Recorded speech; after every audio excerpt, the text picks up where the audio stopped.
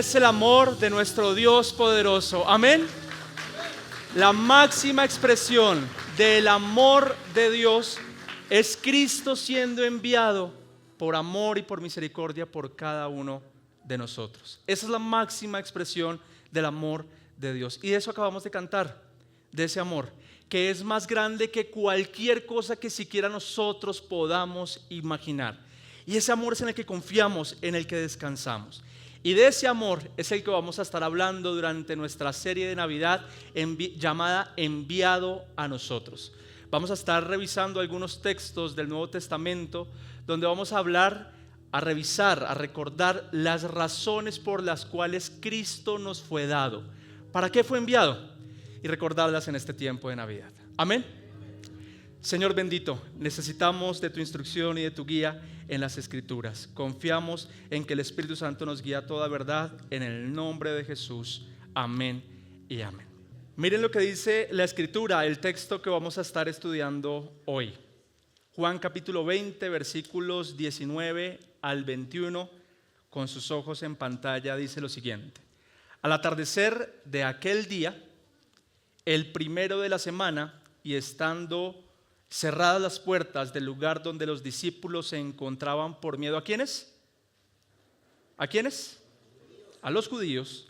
Jesús vino y se puso en medio de ellos y les dijo: paz a ustedes. Diciendo esto, les mostró las manos y el costado. Entonces los discípulos se regocijaron a ver el Señor. Y he aquí el versículo en el que vamos a estar girando, el versículo 21. Jesús les dijo otra vez: paz a ustedes, como el Padre me ha enviado, así que así también yo los envío. Dios bendiga su palabra. Entonces, en ese último versículo, en ese versículo 21, encontramos una de las razones que vamos a estar revisando de por qué nos fue enviado Cristo. ¿Para qué fue que fue enviado? Para enviarnos también a nosotros. Y ese es el título de mi enseñanza: enviado a nosotros para ir por otros. ¿Entiende usted, como preámbulo, cuál es la tarea, la misión que Jesús le encomendó a sus discípulos y hoy en día a nosotros? Tal vez sí, no es una información precisamente nueva, pero sí es una información que algunos de nosotros hemos guardado en el bolsillo y simplemente la hemos dejado ahí quietica. ¿Para qué nos está enviando el Señor? ¿A qué nos envió? A predicar de su palabra a cuanta persona podamos. Pero para dar inicio a este estudio, quiero contarle una breve historia. Estos dos muchachos que usted ve en pantalla, bueno, no tan muchachos, Johann Dover y David Nichtman, seguramente no ha escuchado de ellos. Este par de hombres pertenecían a una de las iglesias protestantes cristianas, una de las denominaciones más antiguas que existe, porque todavía existe, la iglesia morava. ¿Ha escuchado de la iglesia morava alguna vez? Así como hay denominación bautista, presbiterianos, luteranos, pues hay una denominación que fue fundada por allá en el año 1500, incluso un poquito antes, llamada la iglesia morava, conocidos ampliamente por su alta intención de ir a alcanzar a los otros. ¿Está bien? Pues este par de muchachos, de señores, viven en Alemania en los años 1700 y perteneciendo a esta iglesia se enteran de un acontecimiento que les puso a arder el corazón. Para esa época, el gobierno danés, la corona danesa, llevó a muchos esclavos, cientos de miles de esclavos africanos, a un par de islas en el Caribe llamadas San Tomás y San Croix. ¿Con qué objetivo llevaban a estos esclavos allá? Pues para extraer todos los minerales posibles y así pues colonizar estas tierras y todo el asunto. Pues este par de muchachos, como les digo, pertenecientes a esta iglesia, su corazón empezó a arder por estos hombres que estaban siendo llevados allí a estas islas para ver cómo los liberaban. ¿Pero los liberaban de qué? ¿De la esclavitud de los daneses? Sí, pero también cómo los liberaban de la esclavitud al pecado. ¿Cómo llevarles el evangelio? ¿Cómo ir hasta allá a predicarles a todas estas personas y que conozcan a Cristo y se salven? Pues empezaron a averiguar y a hacer trámites a ver cómo lograban entrar a estas islas, y resulta que el gobierno danés prohibió cualquier tipo de misionero o pastor que fuera a predicarle a estos hombres allí. Entonces, ante la dificultad de poder entrar a estas islas, este par de hombres hicieron lo impensable, lo que tal vez ninguno de nosotros aquí haríamos, y es que decidieron venderse como esclavos para poder entrar a las islas y predicar el evangelio a los esclavos que estaban allí. Tremendo, ¿no? ¿Usted lo haría? Le contaron la noticia a sus hermanos de la congregación, a sus familiares, a sus amigos. Por supuesto, cuenta la historia que muchos de ellos les dijeron: no, ¿cómo se te ocurre? ¿Cómo se les ocurre irse allá de esa manera? Hay miles de otras maneras en que podemos predicar, podemos llegar de otras maneras. No es lo que el Señor puso en nuestro corazón. Arde por ir a predicarle a estas personas. La historia continúa con que ellos están en el barco que va rumbo a las islas, y en el muelle están todo este grupo de personas que les aman. ¿Cómo cree que están? Con lágrimas, con dolor, porque se van a ir y no saben si estos dos van a regresar algún día. El barco zarpa y a unos cuantos metros cuenta la historia que uno de ellos levantó las manos con fuerza y mencionó la siguiente frase: que el cordero que fue inmolado reciba la recompensa de su sufrimiento. Tremendo, tremendo. ¿Y qué pasó, pastor? Llegaron allá a las islas, ¿qué pasó? Más adelante voy a regresar nuevamente a la historia cuando cierre mi sermón, pero por ahora me quiero quedar por unos instantes con que esto que le acabo de contar, esta historia, es un poderosísimo ejemplo de la mentalidad que todo cristiano, que todo creyente debería de tener. ¿Y esa mentalidad en qué radica? En que estos hombres entendieron que Cristo se despojó de toda su gloria, de toda su majestad, de todas sus comodidades, de pensar en sí mismo, y renunció a todo eso para venir a la tierra a tener misericordia de todos aquellos que vamos a poner nuestra fe en Él, incluidos pues estos hombres. Y seguramente se habían expuesto a este pasaje del versículo 21, donde entendieron que de la misma forma que el Padre envió a Cristo a salvarnos, ahora Cristo los está enviando a ellos a ir por los otros. Tremenda mentalidad. Entonces esa mentalidad reposa en esa verdad bíblica de que de la misma forma en que Cristo se despojó de todo, nosotros también deberíamos tener esa intención de dejar de pensar tanto en nosotros mismos para ir por el otro. Pero la pregunta es, ¿por qué no lo hacemos? O sea, pastor, usted nos está diciendo que tenemos que irnos de aquí de Chía a predicar a diferentes lugares y dejar toda nuestra vida.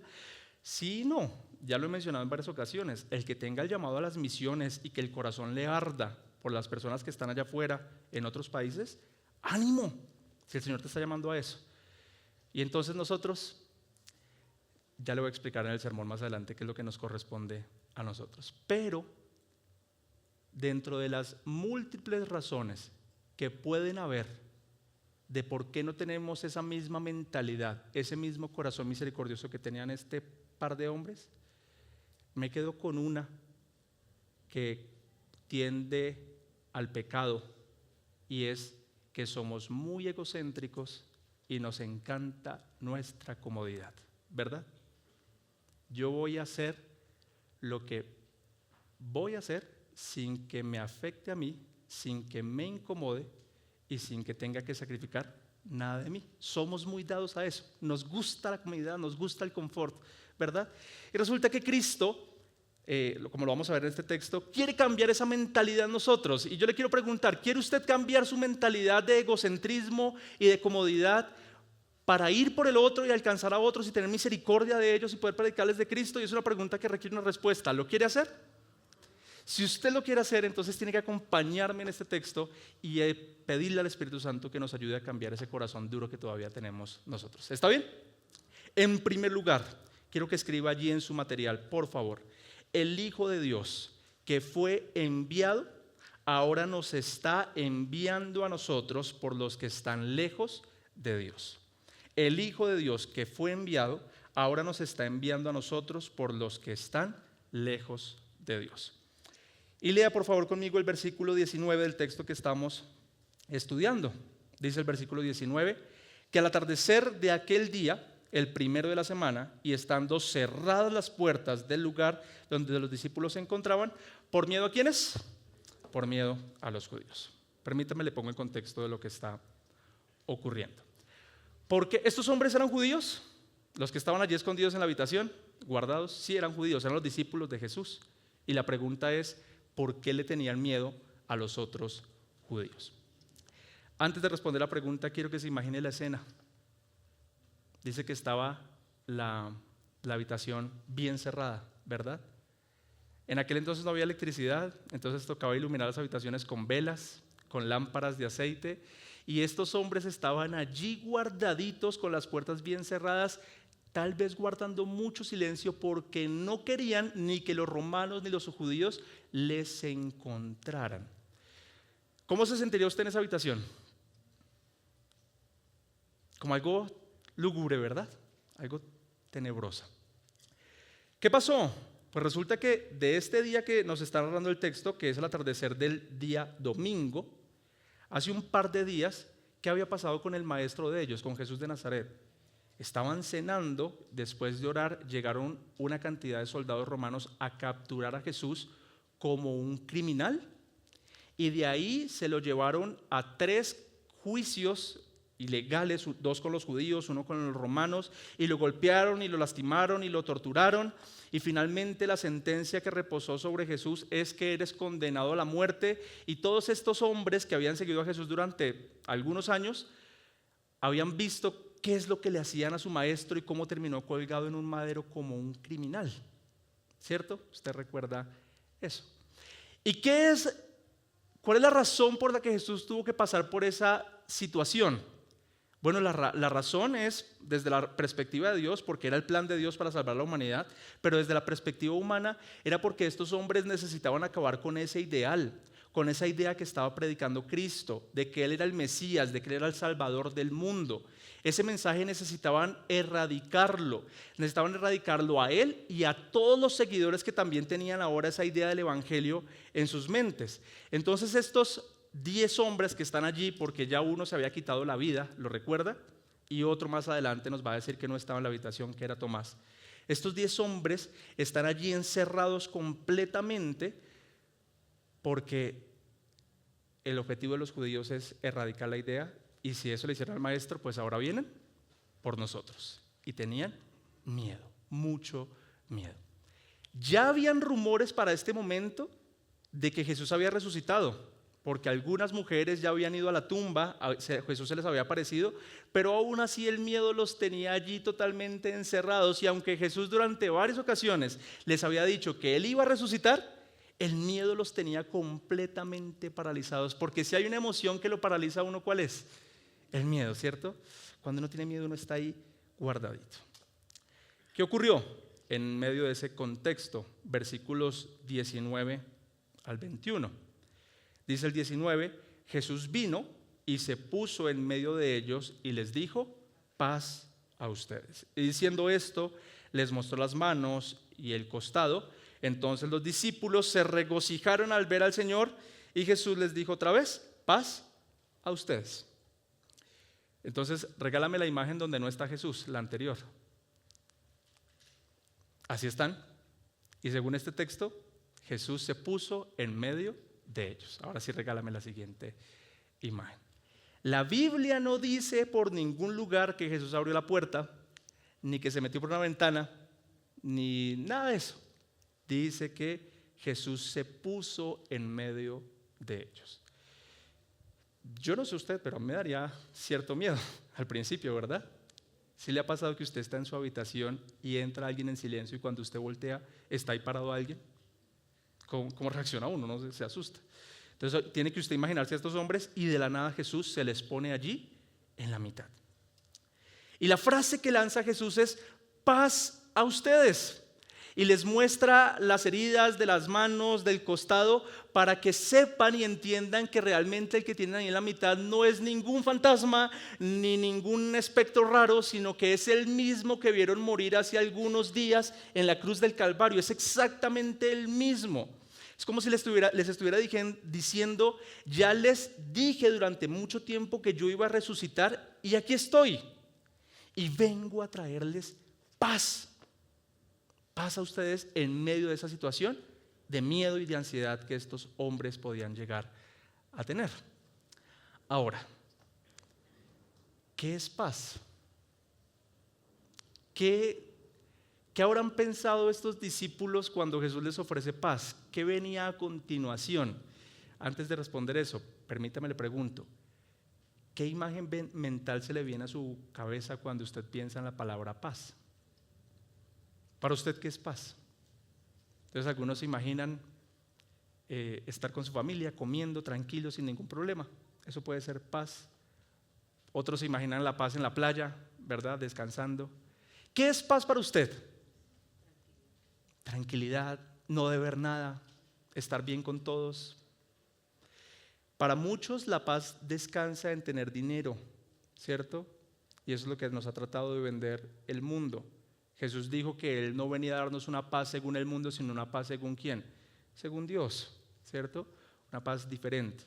¿Cómo se ve la paz según el mundo? Tengo algunas frases ahí en pantalla y puede que algunas de estas cosas las hayan pensado los discípulos cuando Jesús les ofrece paz. La paz según el mundo se resume de forma general en estas frases: estoy en paz si todo sale como yo quiero. Estoy en paz si tengo el control de todo lo que está ocurriendo. Estoy en paz si tengo plata, si tengo salud, si tengo estabilidad, si tengo comodidad, ¿verdad? Estoy en paz si nadie me molesta y no tengo tensiones con nadie. Estoy en paz si puedo mantener mi estilo de vida, la vida cómoda que tengo, ¿cierto? Creo que si nos preguntaran qué necesitamos para sentir paz, muchos de nosotros responderíamos algunas de las cosas que están aquí. ¿Qué habrán pensado los discípulos cuando Jesús les dijo paz? Muy bien, muchachos, han sido 2-3 años difíciles de ir predicando por las calles, de ir predicando por las ciudades, de arduas jornadas, porque la Biblia dice que Jesús casi ni descansaba, que llegó el momento donde María y sus hermanos hasta quisieron detenerlo porque estaba fuera de sí, no paraba de predicar. Y ahí estaban los discípulos. Entonces, muchachos, ya es momento de descansar. Es momento de que lleven una vida cómoda.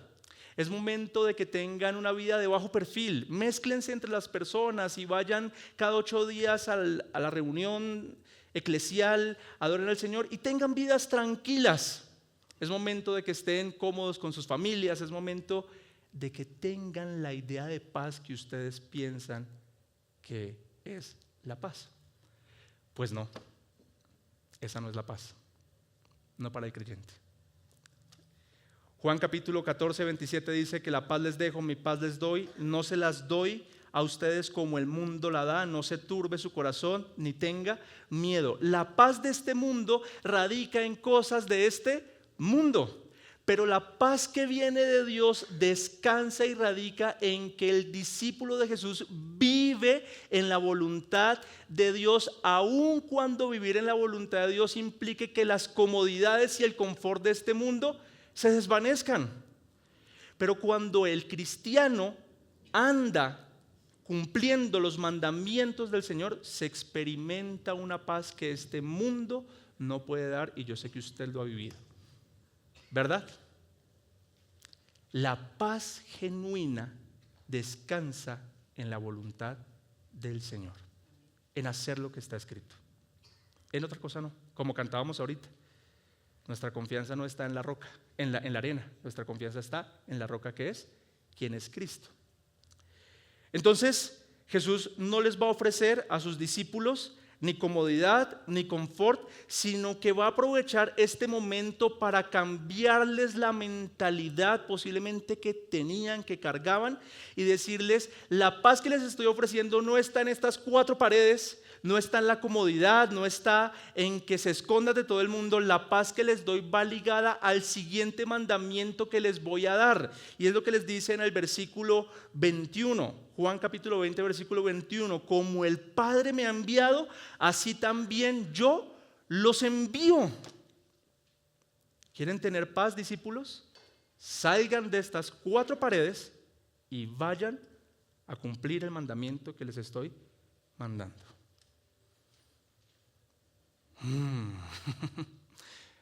Si yo hubiese estado en esa habitación, yo hubiese levantado la mano y ya le digo que hubiese dicho.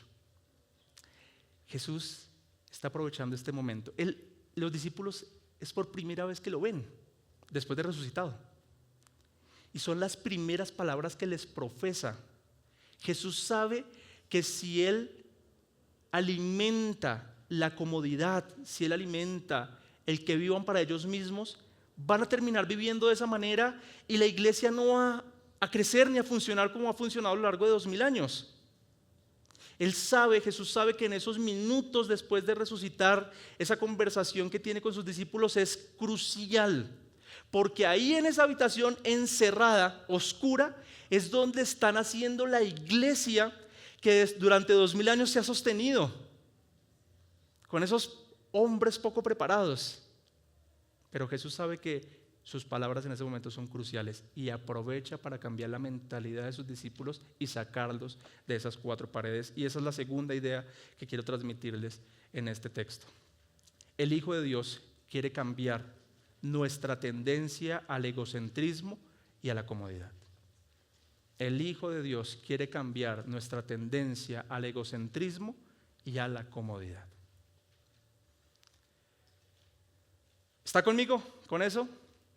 Claro. Queridos hermanos, si Jesús no aprovecha bien ese momento con sus discípulos se llenan otra vez de miedo y se quedan ahí encerrados y no salen a predicar. Y el evangelio hoy en día no hubiese llegado a nosotros.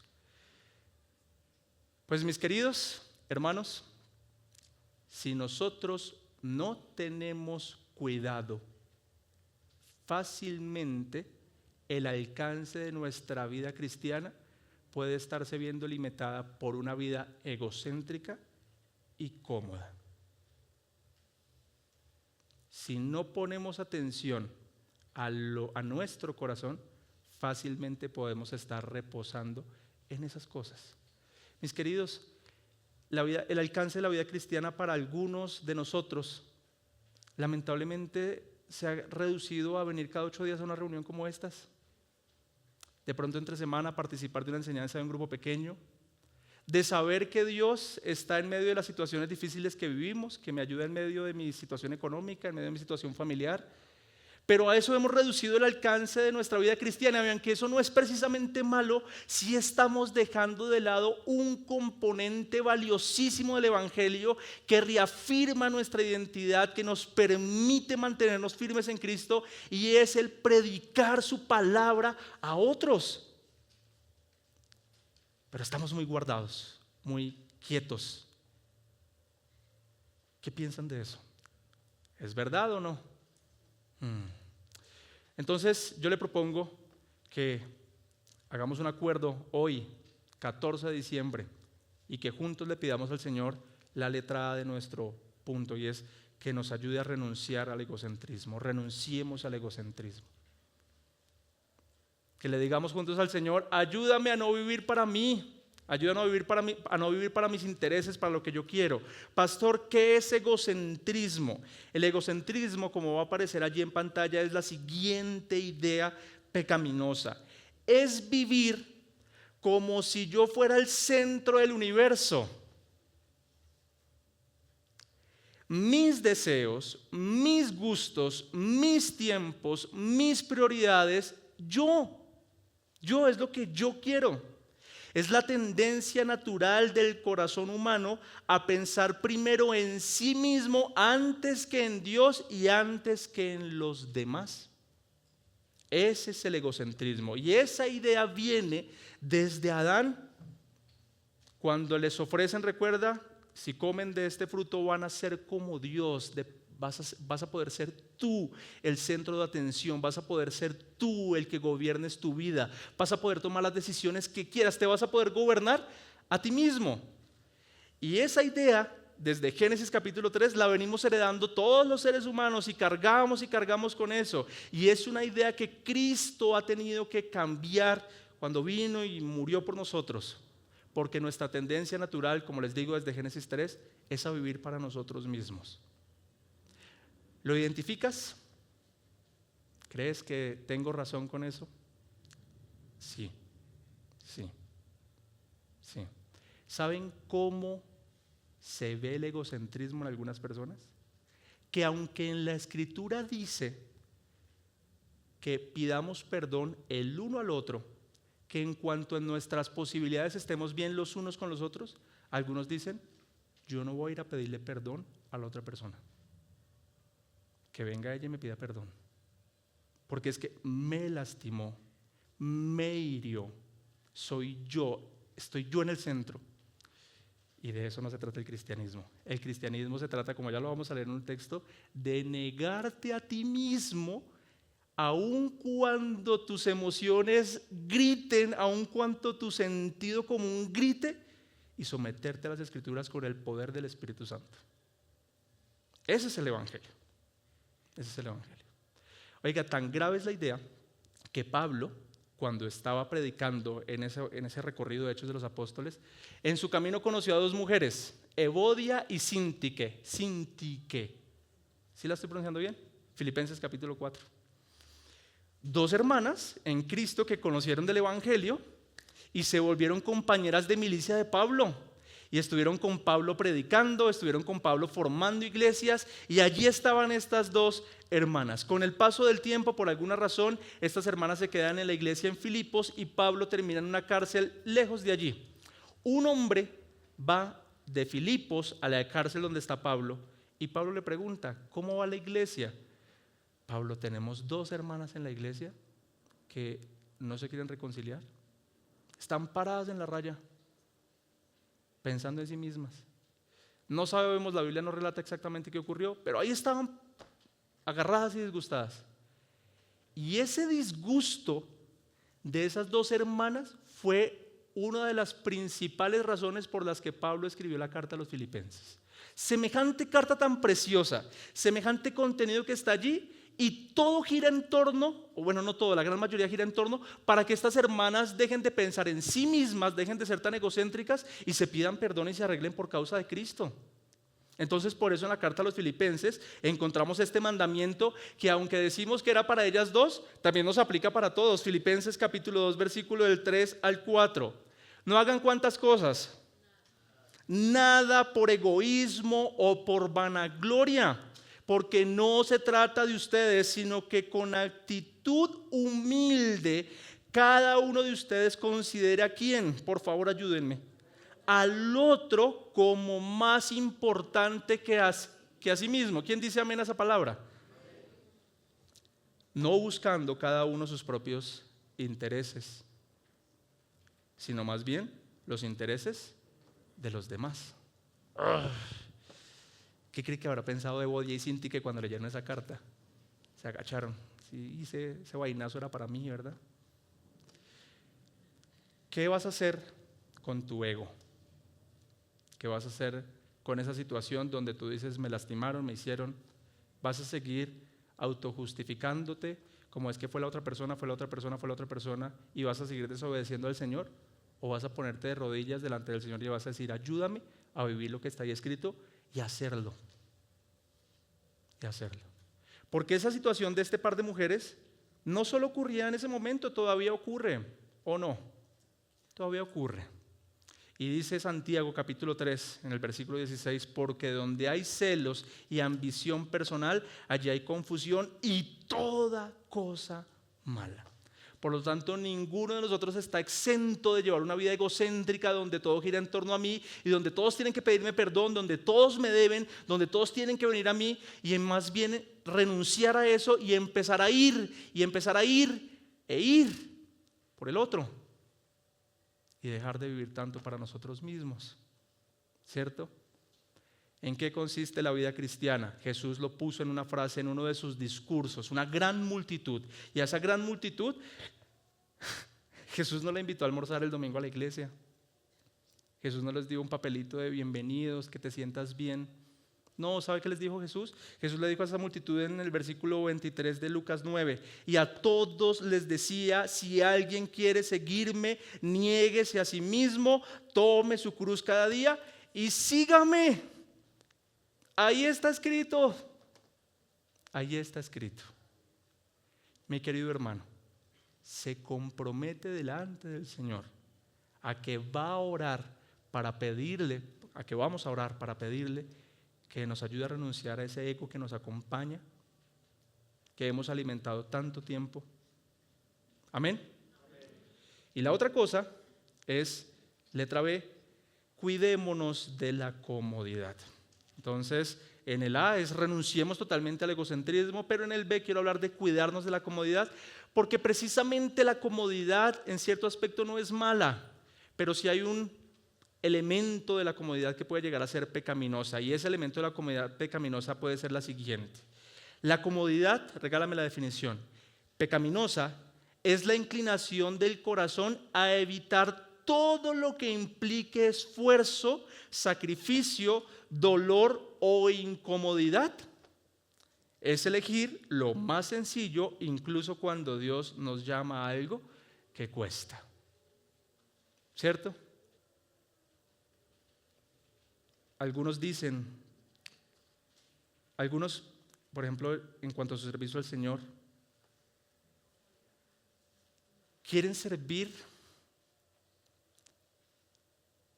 sintiéndose cómodos. Pastor, que no me toque hacer esto. Pastor, que no me toque hacer lo otro. No estoy dispuesto a esto, no estoy dispuesto al otro. Y desde la comodidad.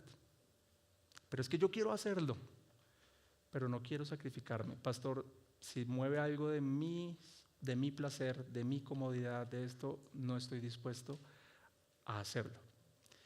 Miren, hermanos, una de las mayores evidencias que nosotros tenemos para confirmar que los discípulos realmente vieron a Jesús resucitado es que cuando salieron a Hechos de los Apóstoles no llevaron vidas cómodas.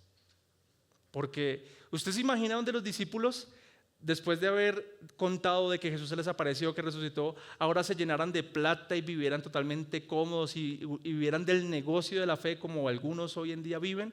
Pues no, diríamos, no, se están beneficiando. Mírenlos, ahí están todos cómodos, en sus casas cómodas, con sus caballos cómodos, con toda la comodidad del mundo, pero no llevaron ese tipo de vida. El tipo de vida que ellos llevaron fue una vida de sacrificio por el otro, de abandonar su comodidad y renunciar a toda esa idea de que si me tengo que esforzar no lo quiero hacer. Y fueron, y les costó un montón. Recuerda ese lindo texto de Pablo que a través de muchos naufragios, flagelos, situaciones difíciles, aún así nos hemos mantenido firmes predicándoles el evangelio. Amén. Amén. Entonces cuidémonos, revisemos si no estamos muy abrazados a la comodidad. La comodidad puede ser una muy buena herramienta para predicar el evangelio, pero si no nos cuidamos podemos terminar abrazando la comodidad y quedarnos con ella y dejar de predicar el evangelio. Hebreos capítulo 6, versículo 11 al 12 dice: pero deseamos que cada uno de ustedes muestre la misma solicitud hasta el fin, para alcanzar la plena seguridad de la esperanza, a fin de que no sean perezosos, sino que sean imitadores de los que mediante la fe y la paciencia heredan las promesas. Imitadores de aquellos grandes héroes de la fe, porque de eso se trata esta porción de Hebreos. No seamos perezosos, salgamos de la comodidad. Yo veo este edificio, veo esas sillas y son cómodas. ¿Se acuerdan? Las anteriores eran un poquito más duritas, no se dormían tanto. Ahora con la silla cómoda ya cuesta, me empiezan a llamar algunos.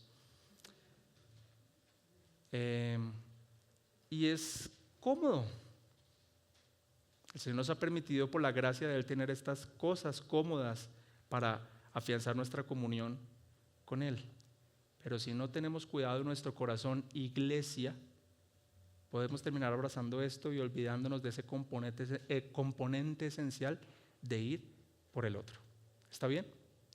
Y entonces allí está Jesús con sus discípulos en esa habitación oscura, diciéndoles: muchachos, es momento de que salgan de estas 4 paredes. Recuerden que hay una misión más importante. Sí, tengan comunión con el Señor, sí, reúnanse a cantar, sí, congréguense, pero hay algo importante en el Evangelio y es ir por el otro. ¿Está bien? Entonces yo le dije ahorita que yo hubiese levantado la mano y yo, estando allí presente en esa habitación, le hubiese cogido la túnica a Jesús, le hubiese llamado aparte y le diría: creo que esto no es una muy buena idea, Jesús. Jesús, es que míralos, están llenos de miedo, están ansiosos, listo, se regocijaron cuando te vieron, pero ¿crees que el miedo va a desaparecer así de la nada? Jesús, lo mejor es traerles palabras de consuelo, porque ellos no van a poder. Y Jesús, con sus ojos de amor, me hubiese dicho: ay, mijito, yo sé que en sus fuerzas no pueden, y por eso mira lo que voy a hacer. Y Dios mío, yo no sé si usted alcanza a dimensionar lo que va a pasar en este versículo siguiente.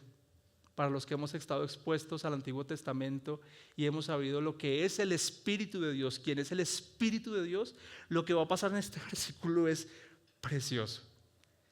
Tercer punto, y llegamos al versículo: el Hijo de Dios nos da el Espíritu Santo para cumplir la gran misión.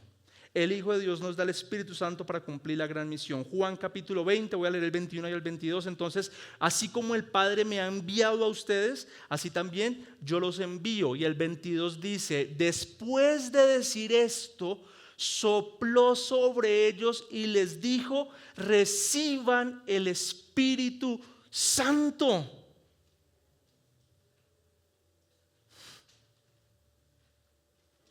Reciban el Espíritu Santo.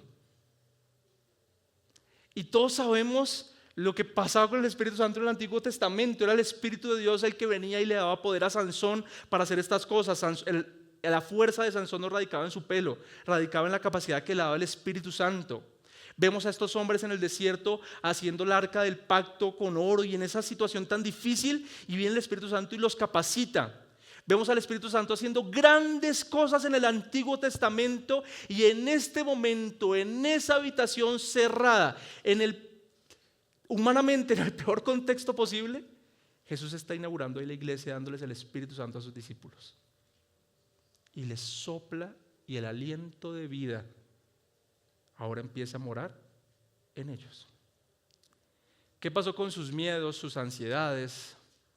40 días después, ¿dónde estaban estos hombres? Allá en Pentecostés, Hechos capítulo 2, predicando el Evangelio con todo fervor.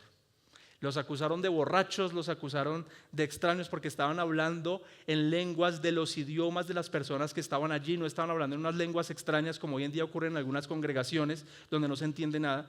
Estaban hablando en los idiomas de las personas que estaban allí, y las personas estaban diciendo: están borrachos. Y algunos dijeron: no están borrachos, porque le entiendo la lengua que me está predicando.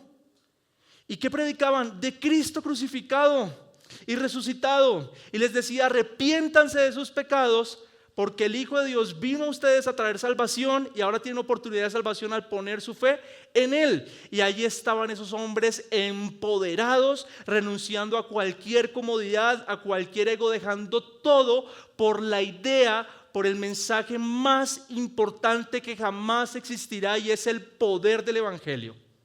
Como dijo Pablo: no me avergüenzo del poder del Evangelio, porque allá hay salvación. Allá hay salvación. Si no hubiesen tenido al Espíritu Santo, estos hombres no hubiesen hecho eso. Pero el Espíritu Santo los capacita, los entrena, les da todo lo necesario para ir a predicar el Evangelio. ¿Qué tanto impacto tuvo lo que ocurrió en ese entonces? Mírenos hoy, 2000 años después, y todavía estamos hablando de lo mismo. ¿Cuántas ideas en el mundo se han transmitido durante tanto tiempo? Pocas. Pero el poder del Evangelio, que va acompañado con el Espíritu Santo, que es sobrenatural, porque es Cristo el que va cambiando corazones, ese mensaje se mantiene. Y nosotros, pastor, entonces significa eso que me toca predicar como los discípulos predicaban, predicar como usted predica, irme al parque a predicar. No, sí, no. Sí, no. Lo primero que quiero decirle es Romanos 8:11. Esta es una preciosa verdad que usted no solo tiene que entender, sino que la tiene que creer. Y es que Romanos 8:11 dice que el Espíritu de Dios, quien levantó a Jesús de los muertos, vive en ustedes. Amén. El mismo Espíritu Santo que Jesús sopló sobre estos discípulos y que los capacitó para ir, es el mismo Espíritu Santo que hoy vive en nosotros. ¿Y cuándo lo obtuve? Cuando el Señor nos salvó, cuando el Señor nos llevó a creer, cuando el Señor nos limpió. A partir de ese momento, la promesa es que el Espíritu Santo de Dios moraría en nosotros plenamente. Toda la verdad, toda la esencia, todo lo que es el Espíritu Santo mora en el creyente. Y si tú has creído en Jesús como tu Salvador, el Espíritu Santo mora en ti. Y Él nos capacita para participar activamente del cuerpo de Cristo, que es la iglesia. Sé que normalmente decimos vamos para la iglesia y creemos que este edificio es la iglesia. Permítame corregirlo de una vez. La iglesia no es este edificio. ¿Quién es la iglesia? Nosotros. Y en este momento hay cientos de miles de personas allá afuera, millones, que hacemos parte de la iglesia. Somos un mismo cuerpo, un organismo vivo, el cual la cabeza es Cristo. Y nosotros somos parte de ese cuerpo. ¿Y cuál es la misión de ese cuerpo? Entre las muchas misiones es anunciar la luz del evangelio y que las tinieblas retrocedan. Y cada uno de nosotros, al pertenecer a ese cuerpo, tenemos una función que cumplir. Letra A. Puedes cumplir la misión individualmente. Puedes cumplir la misión individualmente. Mira lo que dice 1 Corintios capítulo 12, versículos del 4 al 7. Hay distintas clases de dones espirituales, pero el mismo Espíritu es la fuente ¿de cuántos? De todos ellos. Hay distintas formas de servir, pero todos servimos al mismo Señor. Dios trabaja de maneras diferentes, pero es el mismo Dios quien hace la obra en todos nosotros. A cada uno de nosotros se nos ha dado un don espiritual para que nos ayudemos mutuamente. ¿Y cuál es mi don? ¿Cómo puedes participar activamente del cuerpo de Cristo y participar en esa tarea, esa misión que Jesús nos dejó de ir por los otros? Te voy a hacer una pregunta que va a aparecer en pantalla. Y la pregunta es, ¿para qué eres bueno? ¿Para qué eres bueno? Pastor, yo no soy bueno para hablar en público. Está bien, no eres bueno para hablar en público. Entonces, si te mandamos a predicar al parque al público, ¿qué va a pasar? Pues va a ser la experiencia más frustrante de tu vida, ¿verdad? Pero pastor, yo soy bueno para esto, para esto, para esto. Para lo que seas bueno, te aseguro que lo puedes usar para participar activamente del cuerpo de Cristo. También es cierto que tienes amigos y personas con las que te relacionas. Y claro que con ellos debes compartir la verdad del evangelio sin negociarla. Ser claro con la verdad del evangelio. Pero puedes servir de diferentes maneras dentro del cuerpo de Cristo, dentro de la iglesia. ¿Me entienden hasta acá? Entonces, ¿todos tenemos que predicar al público? No, si no eres bueno para hacerlo, pues no lo hagas. Todos podemos participar de la música. ¿Usted qué tan buen músico es? Yo los he escuchado cantar algunos, allá cuando canto. Y no, no. Cada quien es bueno para algo y eso es para ponerlo al servicio del Señor. Le voy a contar brevemente un testimonio de una señora en Villavicencio. Esa señora es repostera, tiene una pastelería, no es mi mamá, es otra señora. Y ella alguna vez se expuso a una información como esta y dijo, ¿cómo puedo hacer esto de las tortas, de los ponqués que entrego para que sirva como algo para predicar, para participar del cuerpo de Cristo? Y ella orando, dice que se le ocurrió una preciosa idea.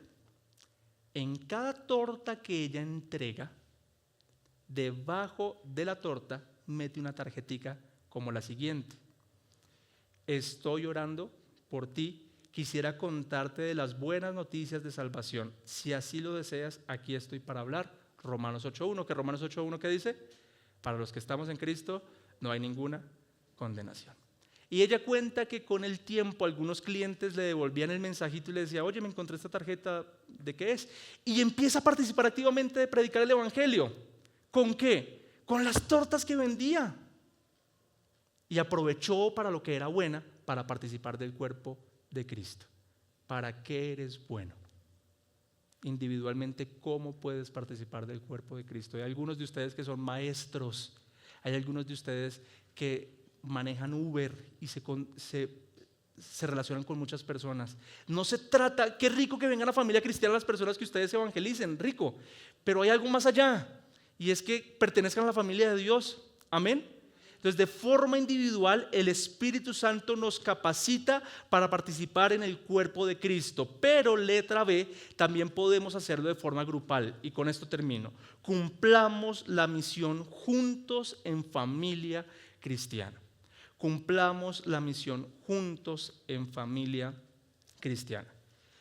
Mis queridos amigos, quiero contarles cuál va a ser uno de nuestros proyectos principales para el año 2026.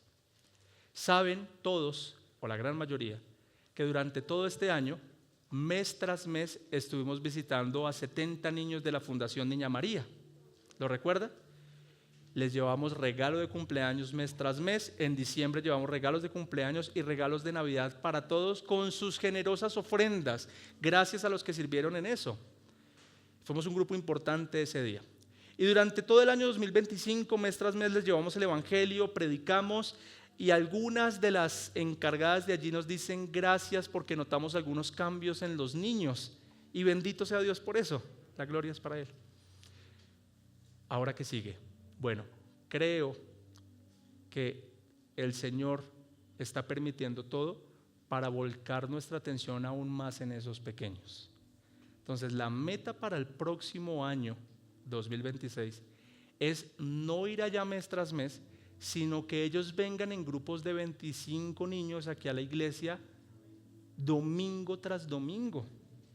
Y vamos a traer a los mayorcitos a CFJ y les queremos predicar el evangelio.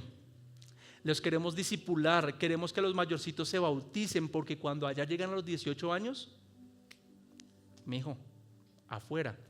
Y algunos de ellos no tienen a dónde llegar. Que aquí encuentren familia, que encuentren a Cristo acá. Entonces ese es nuestro proyecto y requiere esfuerzo, requiere un poco de sacrificio, porque ahora hay que hacer más cosas. Saben que hacemos hartas cosas, pero ahora creo que el Señor nos está moviendo y abrió las puertas para hacer aún más cosas por estos pequeños, para sentir misericordia por estos niños, de la misma forma que los 2 hombres del principio que le conté, los moravos, sintieron por aquellos esclavos africanos. Permítame le cuento cómo terminó la historia.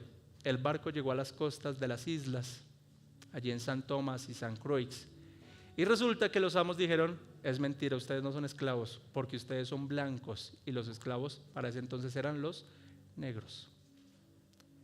¿Nos van a devolver? No. Y el Señor, mire, el Señor hizo un milagro precioso. Les permitieron quedarse, que trabajaran en su profesión. Uno era alfarero y el otro creo que era carpintero, si no estoy mal.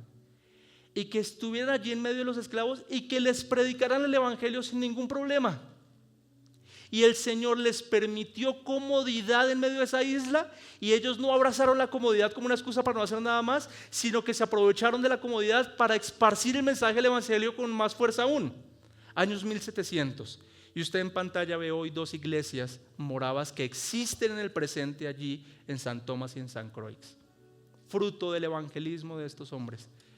Y cientos fueron expuestos a la verdad del Señor, y confiamos que el Señor hace la obra. Pero ve lo que ocurrió con estos hombres, dispuestos a dejarlo todo, a sacrificarse como esclavos para ir a predicar el evangelio. Bueno, si el Señor le guía y usted hace parte de esta comunidad, el Señor nos está llamando a ir por estos pequeños. Desde la comodidad tenemos edificios, tenemos pantallas, tenemos tecnología. Bendito Dios, aprovechemos eso para predicar el evangelio. ¿Qué necesitamos? Hermanos, ofrendantes. Que usted se comprometa a ofrendar activamente en la iglesia, porque traer a esos pequeños es un gasto grande, el refrigerio de ellos es un gasto grande. Necesitamos personas que digan: pastor, yo quiero predicarles, pastor, yo quiero servir en la logística de esos pequeños. Y así, miren, nosotros con el Señor tú haz lo que tengas que hacer y Él se encarga del resultado. Si en todo el año, Dios no lo quiera, pero ni uno solo llega al evangelio, nosotros cumplimos con nuestro deber de lo que el Señor nos llamó a hacer, porque el resultado es de Él. Pero puede que el Señor nos sorprenda y tengamos más hermanos en Cristo. ¿No le alegra eso el corazón? Amén, amén. Tómese unos instantes para inclinar su rostro y medite allí en esta escritura.